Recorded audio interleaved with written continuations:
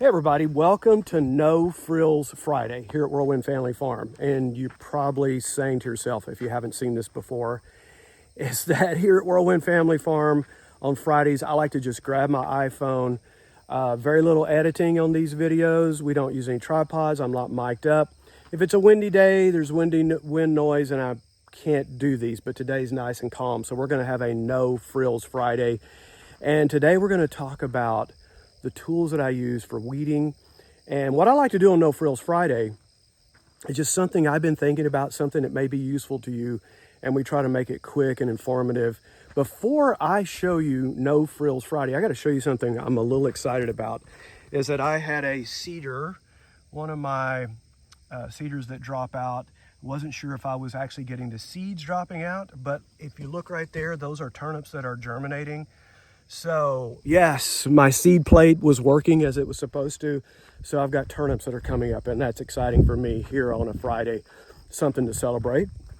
So I'm going to walk down quickly and show you 4 tools that I use for getting rid of weeds here at Whirlwind Family Farm. Now let me just say quickly, if you use a no-till system, you're going to have fewer weeds.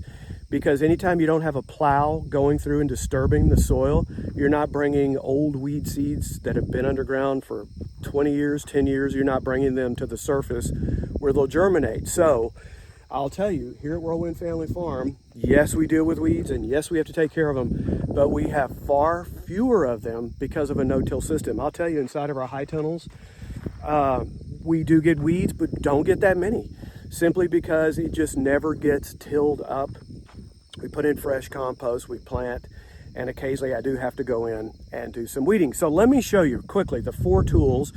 And by the way, stick with us till the end of this. I have if you want to know more about these tools, I have another video I did a few months ago. I'm going to link, you'll see the link here at the end. You can click on and go into more depth about each one of these. But let's just touch on these quickly.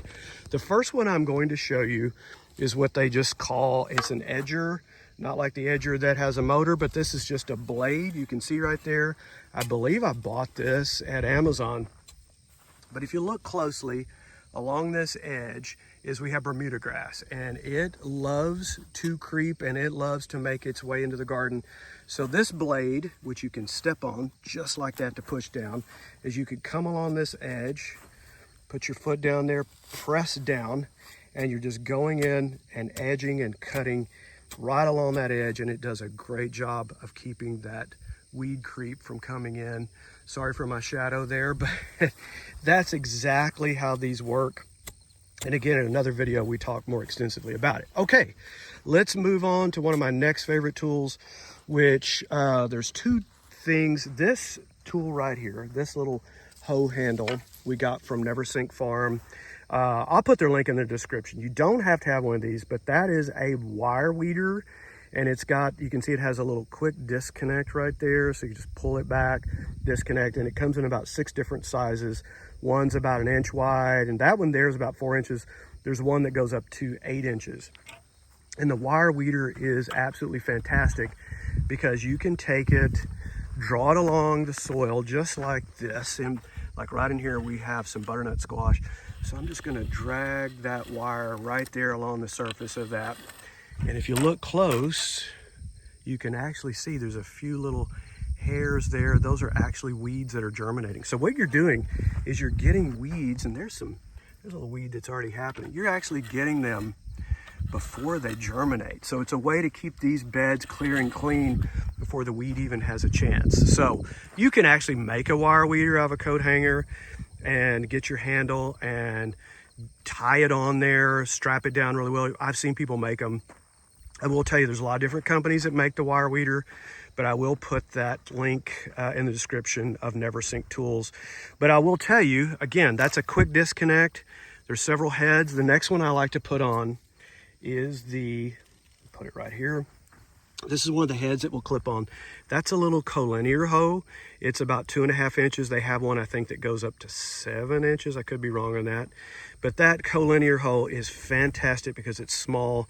And for weeds that have gotten a little bit larger, you can just come in and just pretend that's hooked onto the handle and come into these tight spots and really maneuver around without having a big, heavy hoe. Okay, so that's a collinear. You can see the size. It actually has a little sharp end right there. And it's designed to be able to go along the ground. They're perfect for getting little small tight weeds. Next, I'm gonna go to my favorite tool. If I only had one thing to weed with out here, and that, oh, I'm right here, just noticed there is if you can see him, there's a garden spider right there. So we love those because they're always getting insects. Next is the stirrup hoe, and it looks like the stirrup off of a saddle. It has a movement where it goes back and forth. So you can use the stirrup hoe forwards or backwards. It's for getting a little bit larger, more stubborn weeds. And the stirrup hoe is fantastic. I can go in about 45 minutes around this 1 acre, and you'd be surprised at how many weeds I can clear and get rid of. And it just does a great job. You can also almost use it like a wire weeder, because you can take it.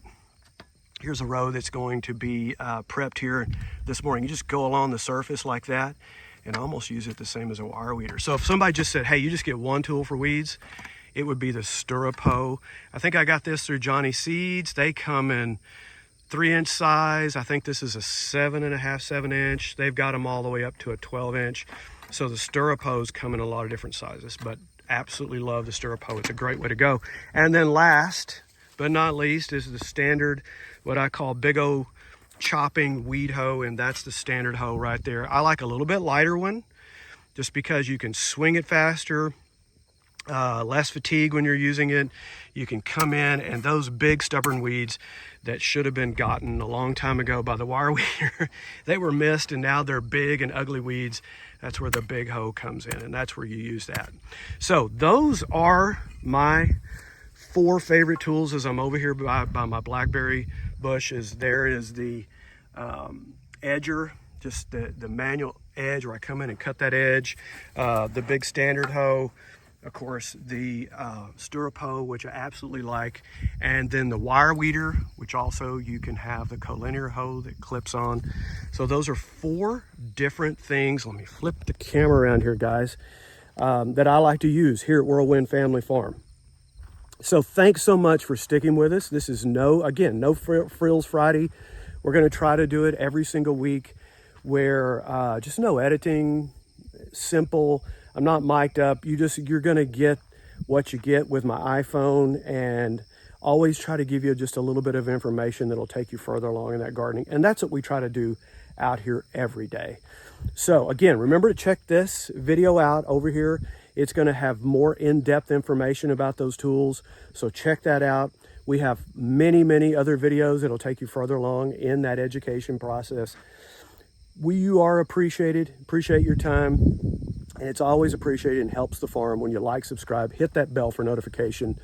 Blessings over you, your family, your garden here on No Frills Friday. Talk to you soon.